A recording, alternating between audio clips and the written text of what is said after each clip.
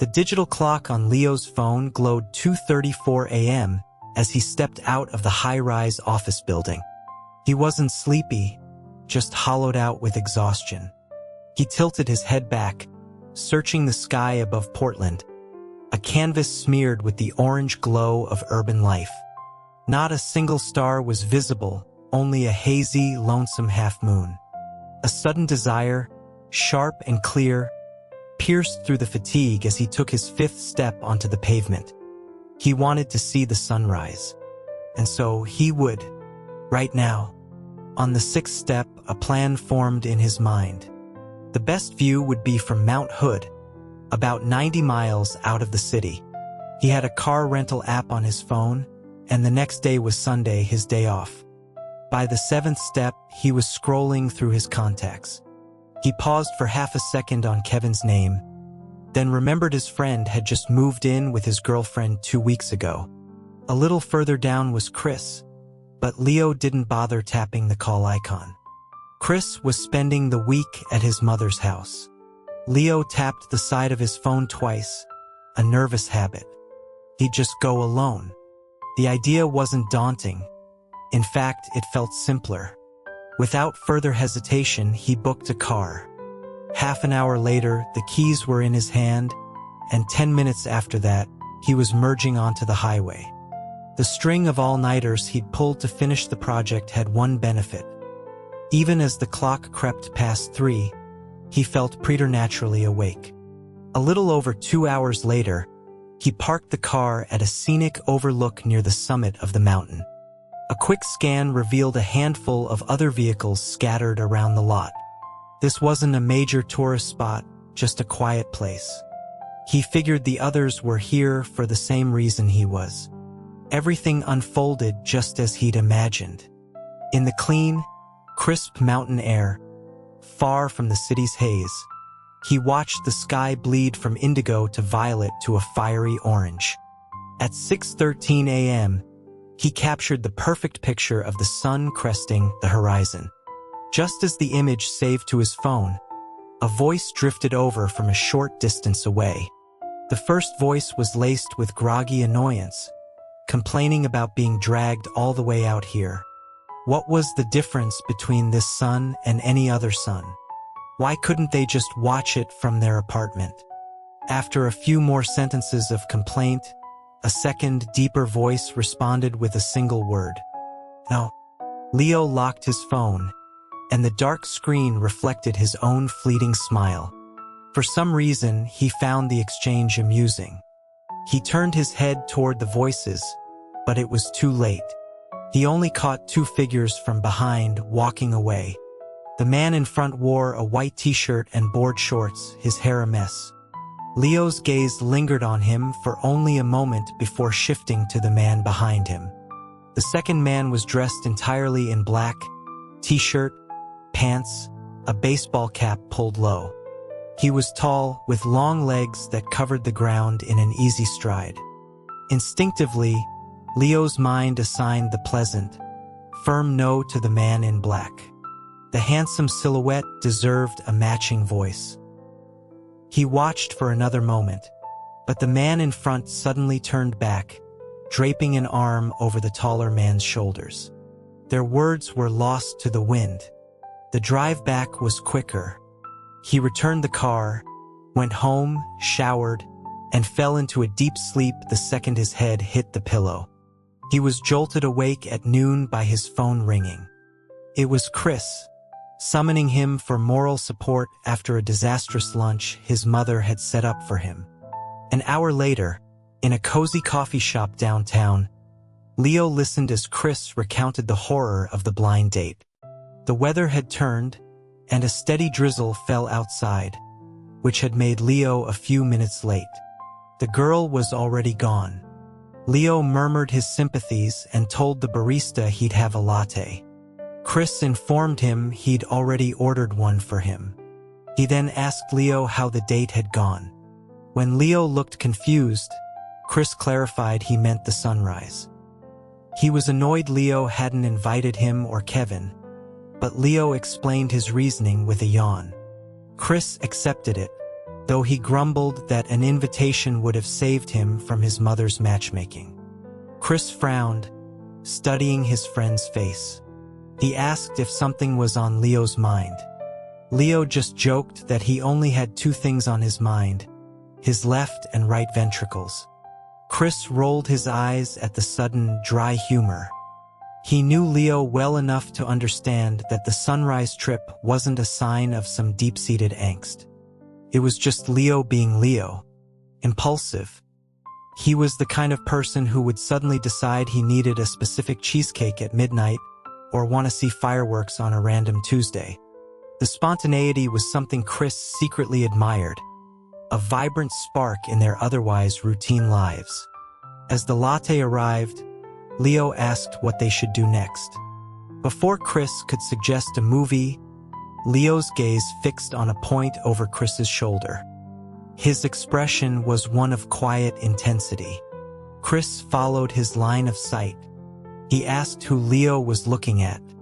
After a moment's hesitation, Leo spoke a name. Julian. Chris looked again, puzzled.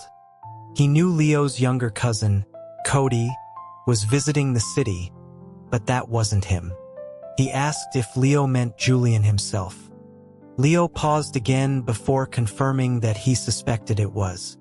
The reason for their hushed conference stemmed from Cody, whose online handle was a variation of PDX_Julian_fan.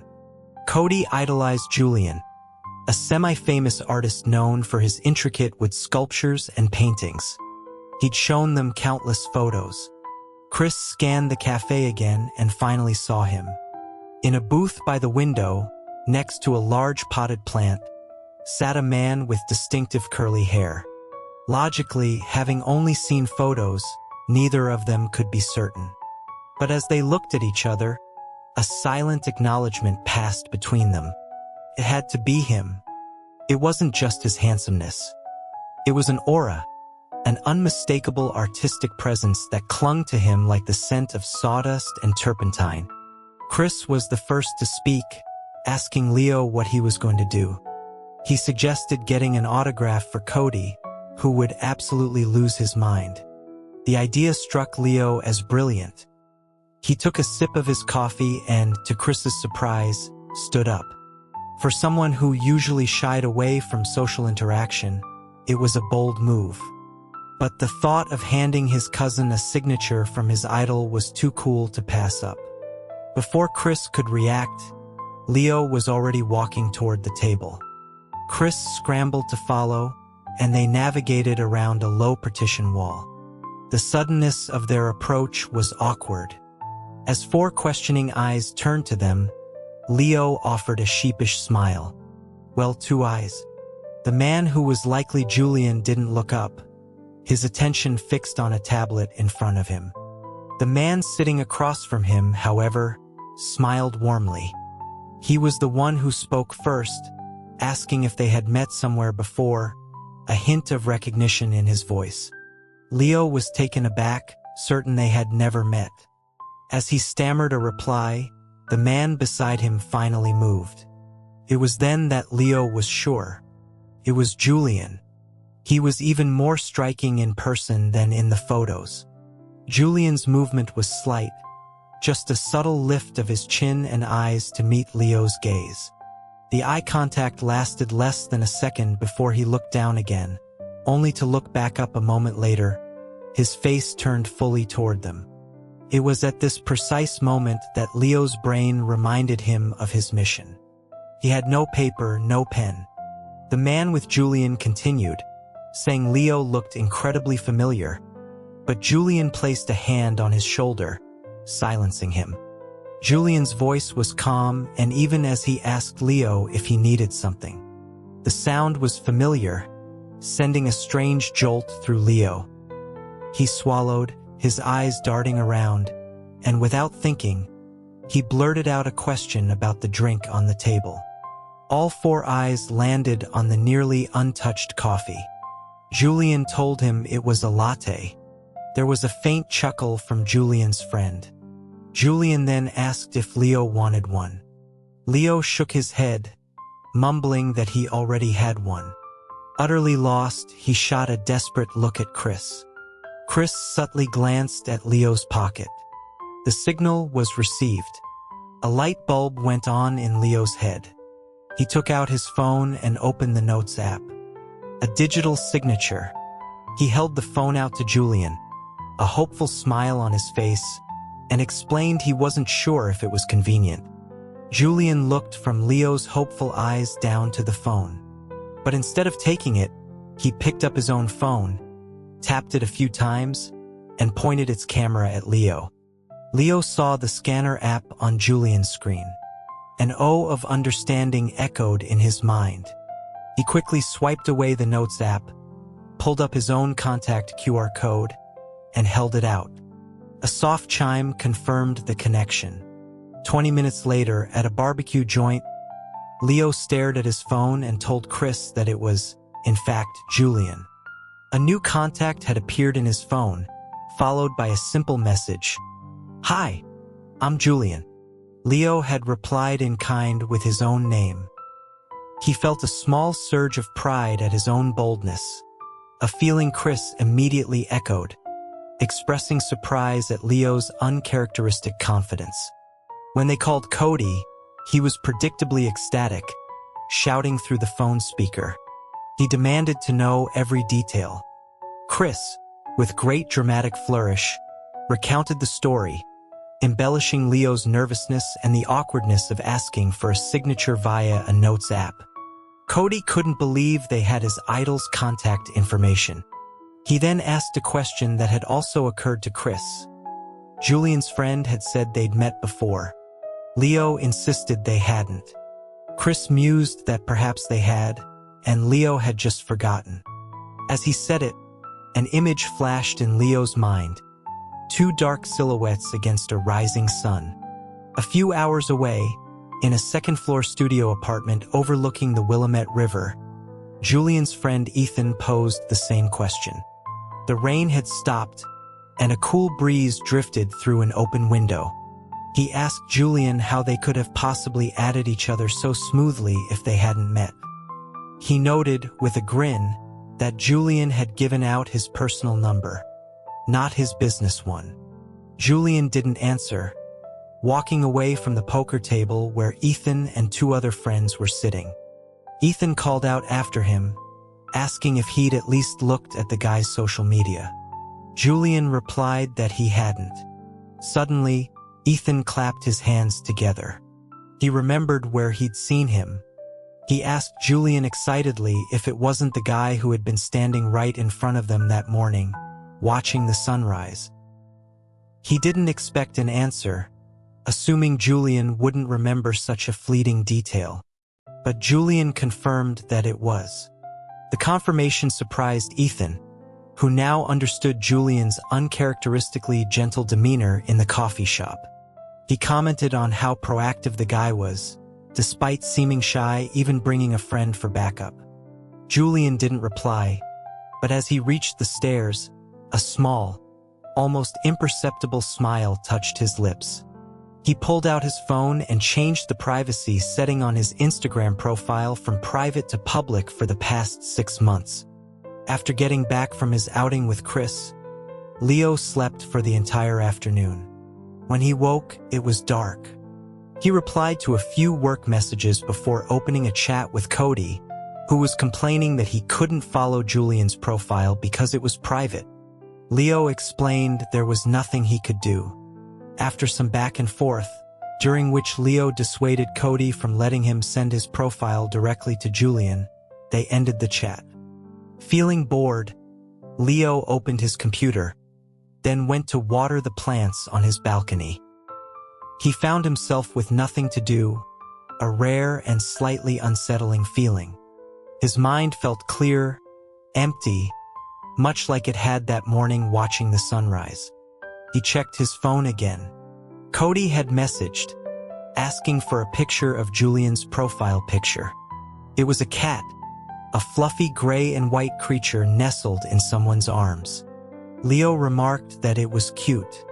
He changed Julian's contact name from the initial S to his full name, then clicked on his profile.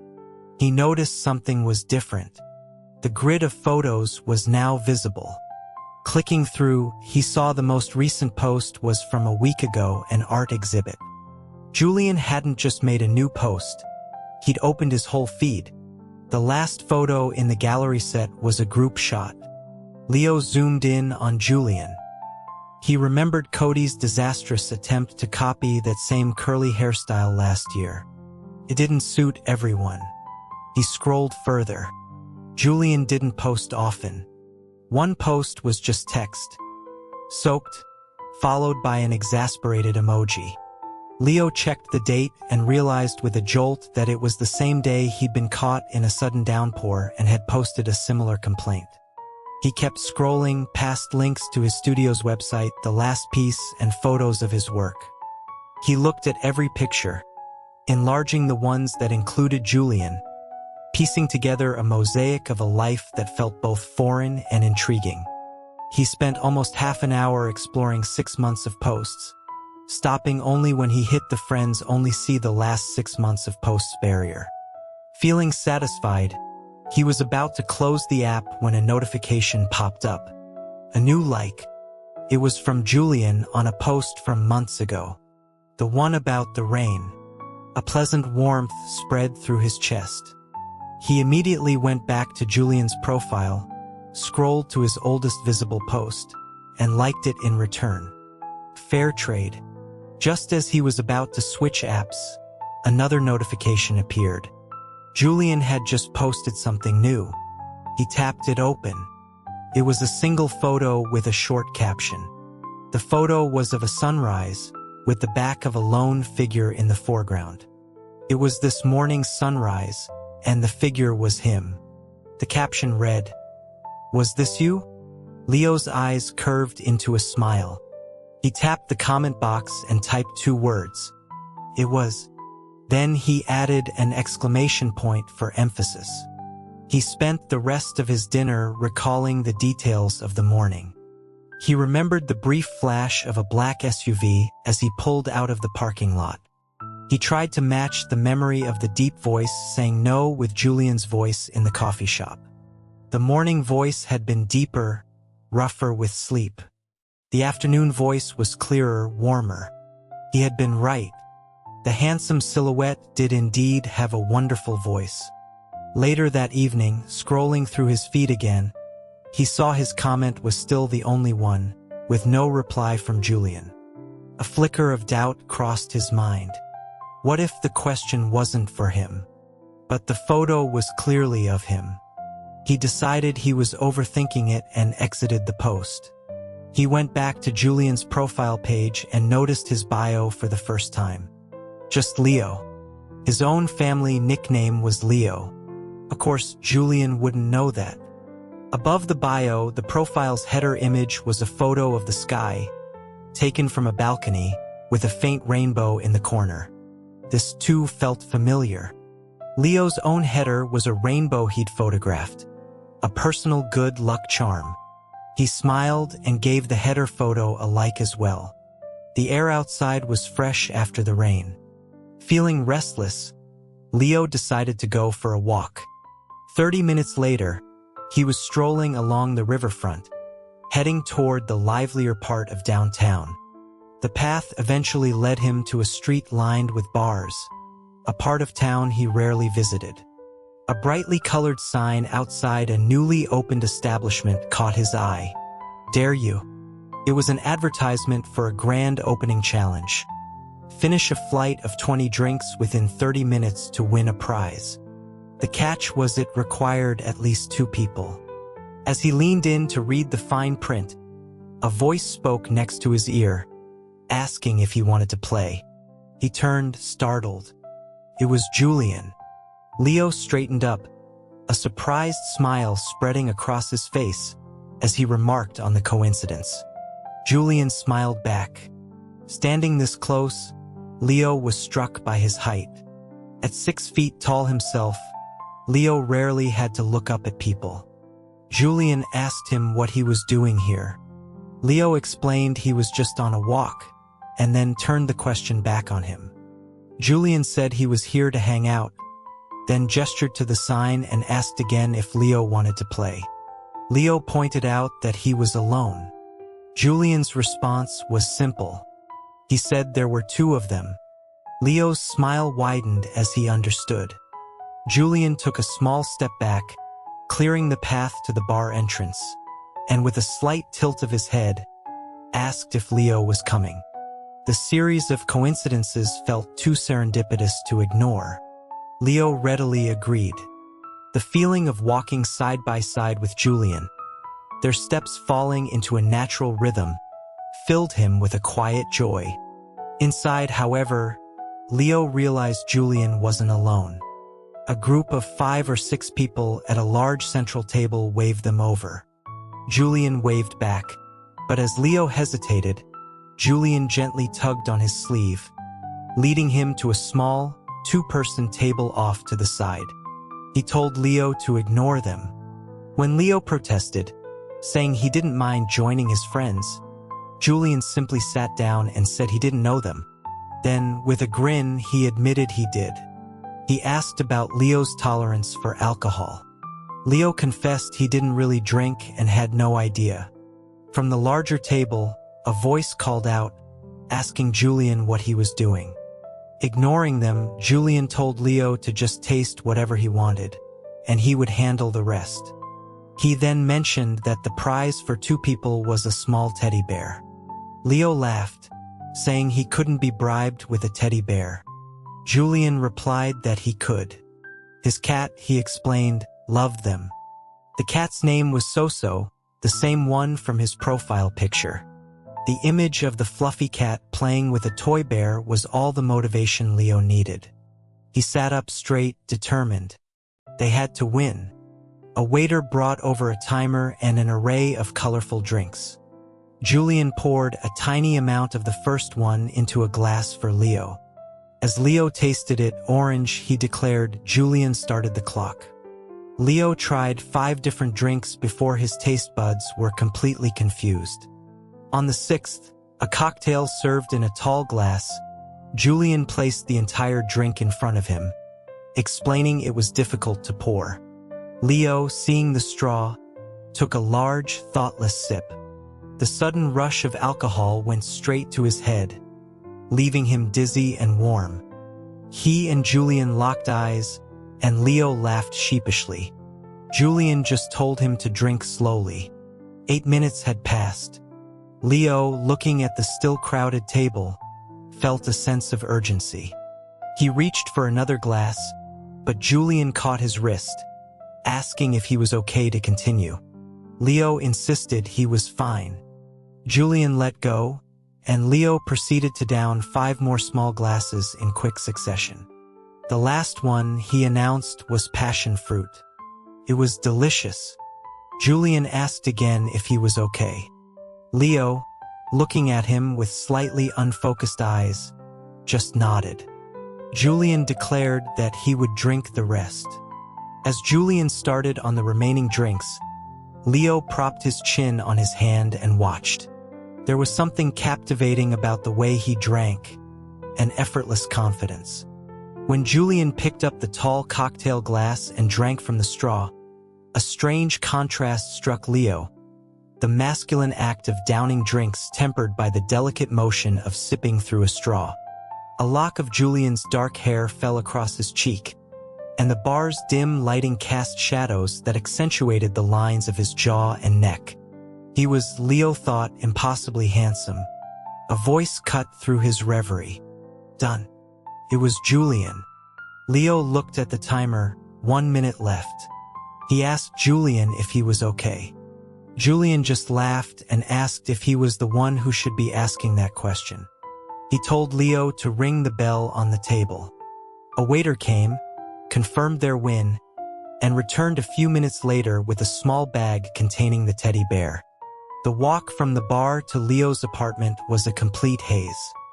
He vaguely remembered Julian talking to him, and he remembered talking a lot himself. He had a faint memory of eating a warm, cinnamon-dusted churro. The next thing he knew, he was standing in the hallway outside his apartment, the motion sensor light humming above them. The number on the door read 802. He mumbled that this was it. Julian asked for the code, taking the now empty Chuo stick from his hand. Leo told him it was his birthday. When he made no move to enter it, Julian asked if he meant Leo's own birthday. Leo shook his head. No. Just then, the light went out, plunging the hallway into near darkness, save for the faint moonlight filtering through a window at the far end. Leo instinctively glanced toward Julian, who was standing slightly behind him. The sight stole his breath. He let out a soft wow followed by a giggle. Julian asked what was so funny. Leo's smile deepened as he told him he was handsome. He turned to face him fully, his eyes tracing the silhouette of Julian's face, half lit and half in shadow. Without thinking, he reached out and touched his finger to Julian's eyebrow. Julian flinched slightly but didn't pull away. Leo's thumb was now hovering in front of Julian's nose. He tapped it gently, then pulled his hand back, grinning like a child who had stolen a cookie. The next second, Julian leaned in, closing the small distance between them until Leo's hand was pressed flat against his cheek. The warmth of his skin was a shock to Leo's system. His thumb was now resting near the corner of Julian's mouth. Acting on an impulse he didn't understand, he pressed his thumb against Julian's lips, then mirrored the action with his other hand, cradling Julian's face. Julian's voice was low in the quiet hallway. He asked what Leo was looking at, why he kept staring at his mouth. Leo admitted he didn't know why. Julian's voice dropped even lower. He asked Leo if he wanted to kiss him. The question was a jolt of electricity. Leo looked up, meeting Julian's intense, unblinking gaze as he repeated the question. "Do you want a kiss?" Leo woke with a dry mouth in a strange bed. The dim light, the scent of unfamiliar laundry detergent, the presence of another person beside him. It all registered in a rush. He shot upright, his heart pounding. The movement woke the other person. A lamp clicked on, flooding the room with soft light. Leo blinked, his eyes adjusting to see Julian, hair tousled from sleep, looking back at him with a sleepy, questioning expression. After a few seconds of silent staring, the first coherent words out of Leo's mouth were, "Julian, you're so handsome." He immediately looked away, flushing. Julian let out a low chuckle. To cover his embarrassment, Leo quickly asked where they were. Julian, sinking back into the pillows, informed him they were at his place. Leo then asked how he got there. Julian replied that it was a good question, his tone implying Leo should ask himself what he had done last night. Leo's memory was a blank after the passion fruit cocktail. He cautiously ventured that he must have gotten drunk. Julian confirmed this was an understatement. He then recounted a litany of Leo's supposed drunken demands. That he didn't want to go home, that he wanted Julian to carry him, to piggyback him, to sleep with him. Leo was horrified. He asked what else he had wanted.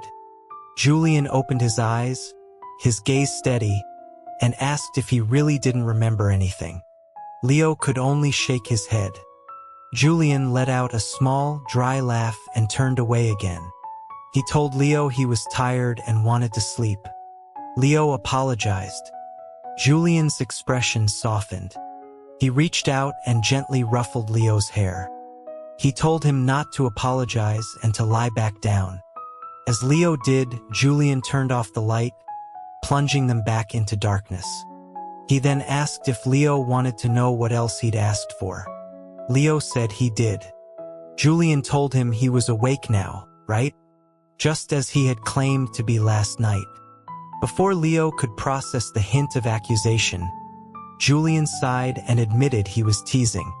Leo hadn't asked to be carried or to sleep with him. He had done something else. But Julian added he would tell him in the morning. He was dalgeny, leaving him in suspense. The next morning, Leo woke up alone in the bed. He sat up, his head feeling heavy. Sunlight streamed through a gap in the curtains. On the nightstand was his phone, charging next to a glass of water. A message from Julian was on the screen, warm water. He picked up the glass and drank. Just as he finished, Julian walked out of the adjoining bathroom, shirtless, his hair damp.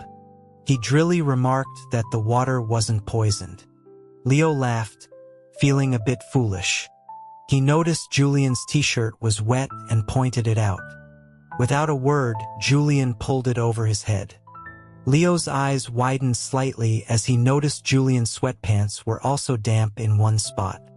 As Julian turned to open the closet, Leo couldn't help but stare at the defined muscles of his back. He swallowed hard. Julian pulled on a clean shirt, then paused with his hands on the waistband of his pants, turning to look at Leo. Their eyes met. Leo quickly averted his gaze, suddenly feeling like he'd been caught staring. A faint smile played on Julian's lips as he turned back and changed his pants. He then tossed a clean t-shirt and a pair of comfortable-looking lounge pants onto the bed for Leo. He explained that Leo's clothes were in the washing machine and that he had, in fact, taken a shower last night.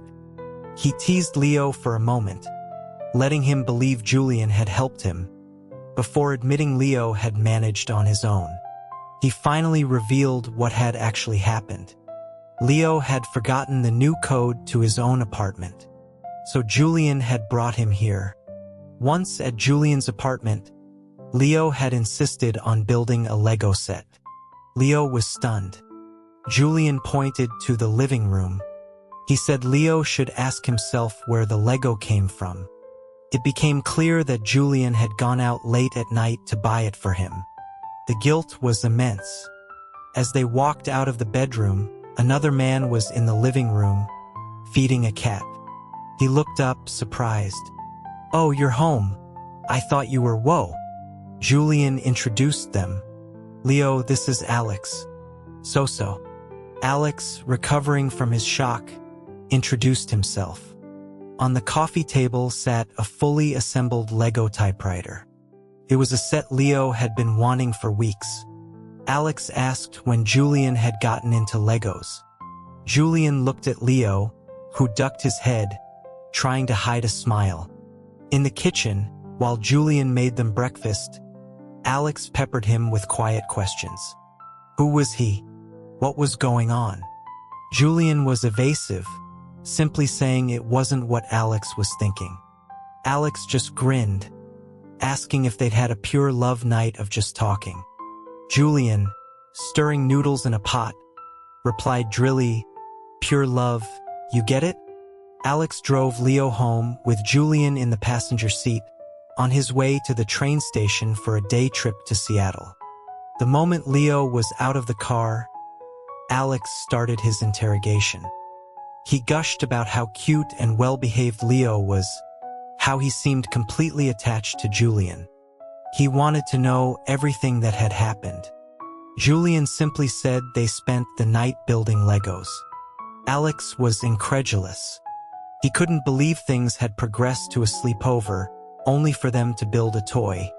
Julian explained that Leo had been drunk and it was his first time in a bar.